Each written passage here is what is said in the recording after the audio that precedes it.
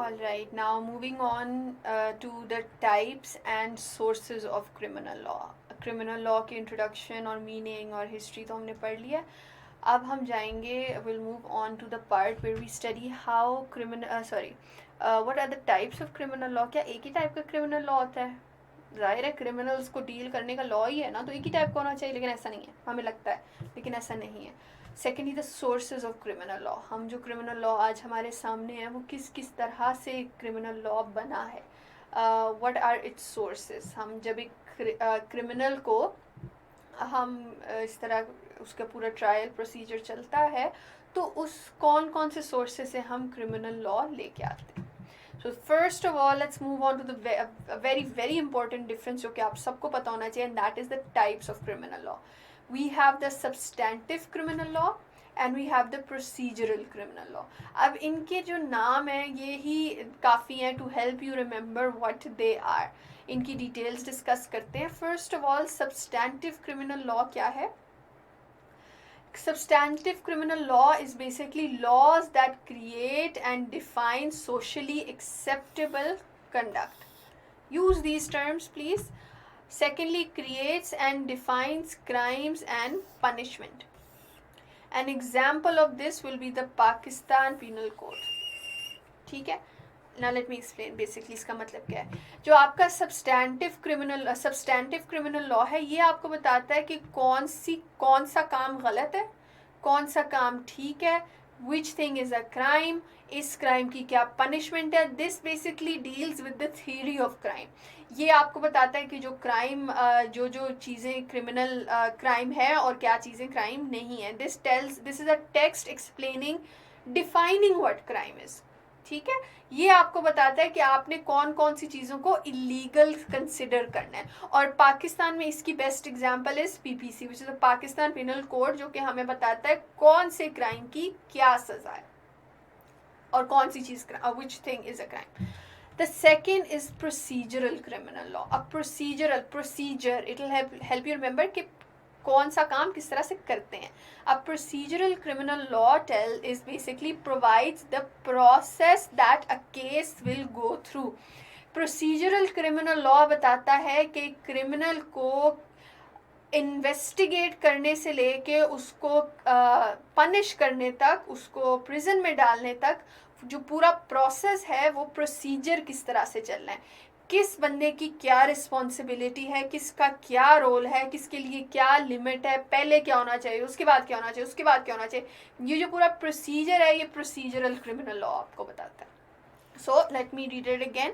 Provides the processes that a case will go through. कि जब एक केस स्टार्ट से लेके एंड तक किस तरह से वो चलता है.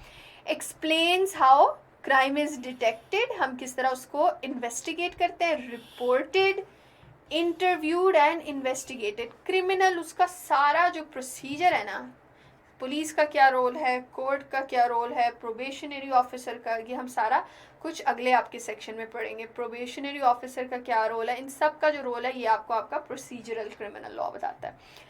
एंड जिस तरह पिछले का एग्जाम्पल पीपीसी था, इसका एग्जाम्पल क्या है. An example of this in Pakistan would be the CRPC of 1898. ये 1898 का क्रिमिनल प्रोसीजरल कोड चलता आ रहा है जो आपको बताता है कि किस चीज़ को कैसे हैंडल करना है. पाकिस्तान में यही अप्लाई होता है with small minor amendments. So this is the basic difference between substantive criminal law and procedural criminal law. Next let's move on to the sources of criminal law. हम जो criminal law पढ़ते हैं या उसको जो apply करते हैं तो वो किस किस जगह से हम laws लेते हैं. सबसे पहले is the common law. It is commonly referred to as a judge made law.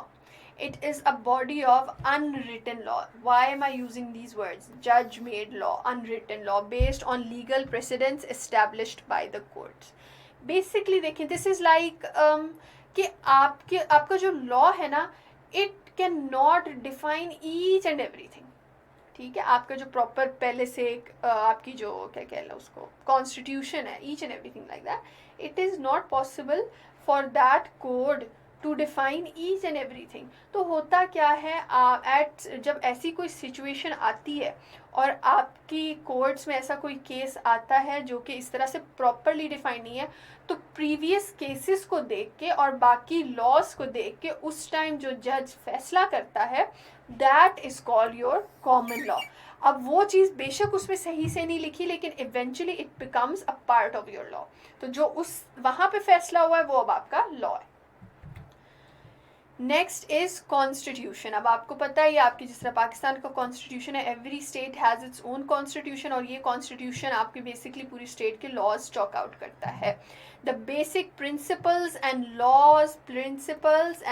Laws of a nation, state और social group that determine the powers and duties of the government and guarantee certain rights to the people in it। तो आपका constitution government की duties और powers बताता है, और आप लोगों आम जो अवाम है उनकी राइट्स बताता है। तो कुछ लॉज हमारे पास यहाँ से आते हैं।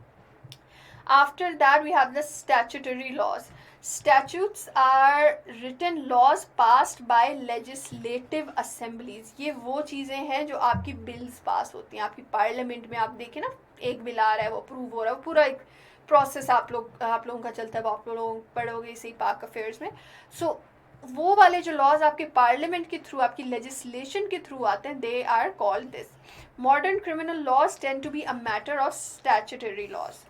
जिस तरह आजकल जितने भी लॉज आ रहे हैं वो इसी तरह से आते हैं। Most governments have moved away from the common law to this through the legislative process. Legislative आपकी लेजिस्लेशन, आपकी जो नेशनल असेंबली है और सेनेट है, या जो भी असेंबलीज हैं आपकी, लोअर हाउस अपर हाउस, किस तरह से ये लॉज पास करते हैं, वो ये वाले लॉज होते हैं। ठीक है, तो अब क्या है, पहले लोग इसको फॉलो करते थे, अब नहीं करते। अब जो कंट्रीज हैं वो ज़्यादा इस चीज़ पे फोकस कर रही हैं और वो कोशिश करती हैं कि हम जितने भी लॉज लाएं वो इस तरह से लाएं। And the last is administrative law. This is one of the least common ones. It is the body of law that governs the activities of administrative agencies of government. ये वो laws हैं जो बताती है government की जो administrative agencies हैं, आप what you people are going for. Government agency action can include rule making, the enforcement of a specific regulatory agenda, कि किस तरह से किसने क्या काम करना है और किसकी क्या ड्यूटी है, क्या रिस्पॉन्सिबिलिटी है, वो सारा कुछ इसमें आ जाता है। So this is also a source of criminal law.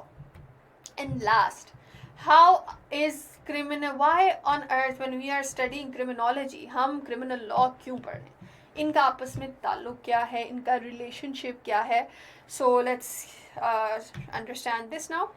Criminology deals with the reasons of crime, criminal law deals with the criminal. What do they both deal with? ये क्राइम की क्रिमिनोलॉजी पहले समझता है क्राइम क्यों हो रहा है, criminal law फिर ये समझने के बाद उन्हीं क्रिमिनल्स को इसके साथ डील करता है। Secondly, criminology deals with criminal tendency, कि किस में क्राइम कमिट करने की क्या टेंडेंसी है। Criminal law deals with the statistics of crime. Basically criminology जो है वो बताता है कि क्या वो थियोरेटिकल है थोड़ा ज़्यादा, क्रिमिनल लॉ उसको थोड़ा प्रैक्टिकल उसकी अप्लाइंग दैट एप्लीकेशन है। Criminology deals with the prevention of crime, criminal law deals with the penalties to reduce crime. Criminology जो है वो हमें बताता है कि क्राइम को हमने किस तरह से कम करना है, क्रिमिनल लॉ बताता है कि हमने किस तरह से पनिशमेंट किस तरह से देनी है क्राइम कम करने के लिए। Criminology is psychological, criminal law is physical. इसका ये मतलब साइकोलॉजिकल पर्सपेक्टिव नहीं, क्रिमिनोलॉजी जो है वो आपके माइंड, वो सारी माइंड की बातें, वो सारी थियोरेटिकल बातें, वो सारी सोच की बातें, reaching to a conclusion. Criminal law is basically the physical और the practical aspect of criminology. वो क्रिमिनोलॉजी का एक प्रैक्टिकल एस्पेक्ट है कि किस तरह से हम क्रिमिनोलॉजी को फिजिकली अप्लाई करते हैं। And last, concepts of criminology are used to make criminal law more effective. जब हमने स्टार्ट में क्रिमिनोलॉजी की इम्पोर्टेंस पढ़ी थी तो उसमें हमने ये पढ़ा था कि जो क्रिमिनल लॉ है वो क्रिमिनोलॉजी की इम्पोर्टेंस यही है कि हम इससे अपनी पॉलिसीज़ और अपनी लॉज को ज़्यादा इफ़ेक्टिव बना सकते हैं। तो जब भाई कंट्री क्रिमिनल लॉ बनाए तो वो क्रिमिनोलॉजी से की हुई रिसर्च को अप्लाई करके क्रिमिनल लॉज इस तरह से बनाए कि हम क्रिमिनल एक्टिविटी को कम कर सकें. So that ends your lecture on criminal law. I hope you understood now what criminal law is, and see you in the following modules. Okay. Allah Hafiz.